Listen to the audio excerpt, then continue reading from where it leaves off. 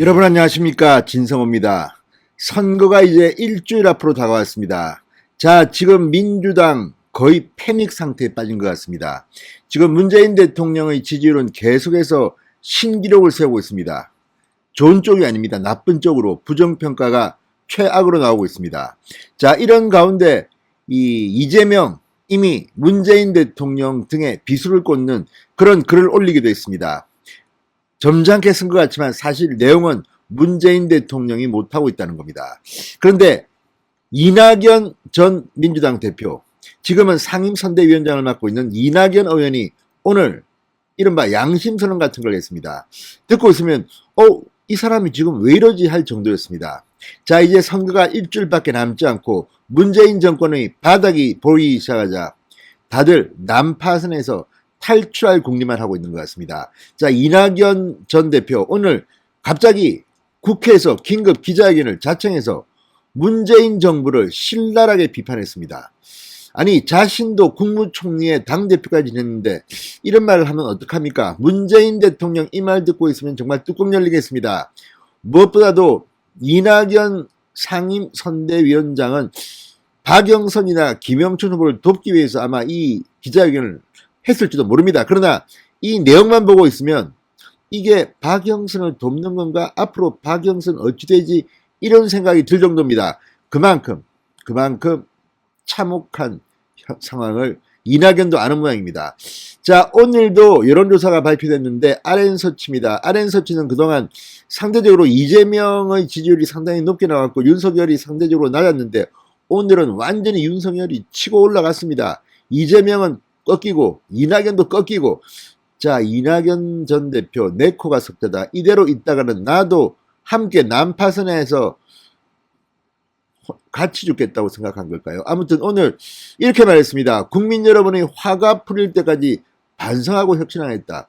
그동안 문재인 정부는 도대체 뭐 했는지 모르겠다는 투의 그런 파격적인 내용을 담은 기자회견을 했습니다. 자, 이제 문재인 정권 한때 잘 나갈 때는 친문 구애를 하던 많은 이들이, 특히 이낙연 전 대표 당대표 때 문재인 정권, 문재인 대통령 친문 지지자들이 무서워서 말도 함부로 못하던 사람이 이제 문재인의 약점을 본 걸까요? 전부 다 이제 난파선에서 내리기 시작했습니다. 진성호의 융단 폭격 시작합니다. 이낙연 민주당 전 대표를 융단 폭격합니다. 방송에 앞서 아직 진성호 방송에 구독자가 아니신 분들은 붉은색 구독 버튼 눌러주십시오. 더 좋은 방송으로 보답하겠습니다.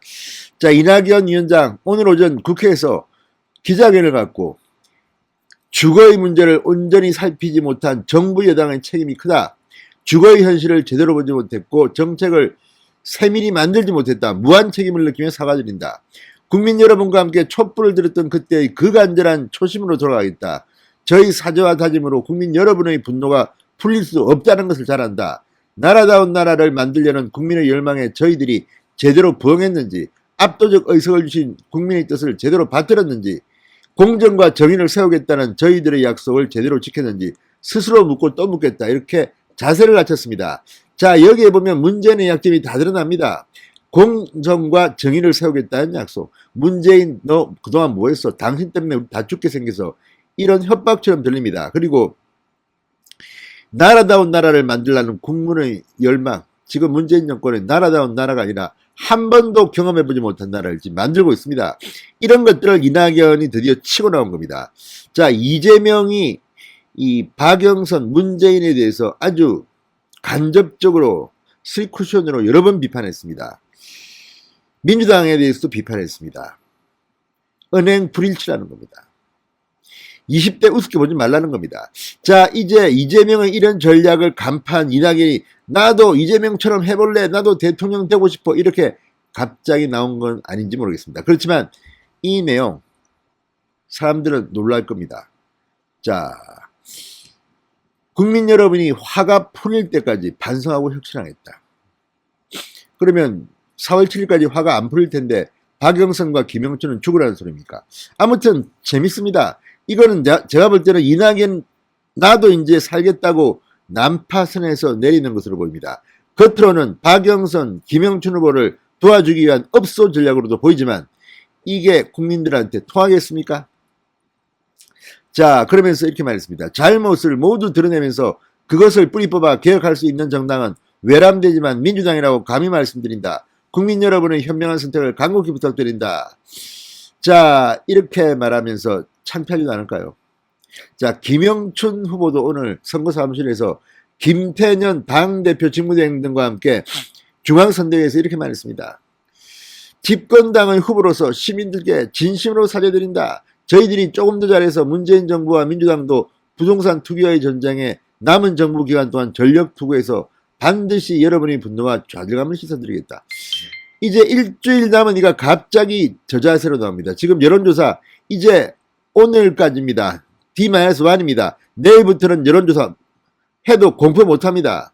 깜깜이 기간이 들어가는 겁니다. 자, 지금 이 여론조사 공표 금지 D-1일인 오늘 김영춘과 이 박영선을 놀라게 하는 충격적인 여론조사들이 막 나오고 있습니다. 지금 점점 더 격차가 벌어져서 오세훈과 박영선은 엄청난 격차입니다. 뭐 20%포인트는 훨씬 넘는 그런 조사들이 막 나오고 있습니다.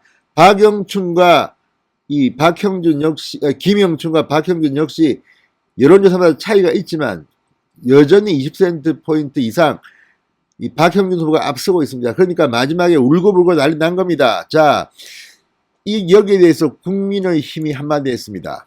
오늘 김은혜 대변인은 이 문재인 정권의 갑작스런 유턴에 국민들은 어리둥절하다.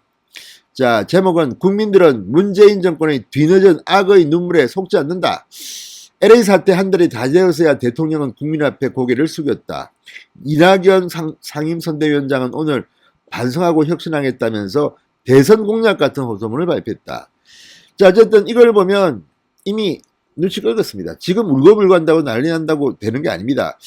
실제로 고민정 의원은 선대위 대변인에서 사실상 쫓겨난 뒤, 울고불고 하는 사진을 올리면서 자극합니다. 오늘은 또 무슨 꽃밭에서 찍은 사진을 올렸던데, 아무튼 이렇게 읍소 전략, 울고불고한 전략, 되게 망할 때 쓰는 전략입니다. 진짜 망하고 있습니다.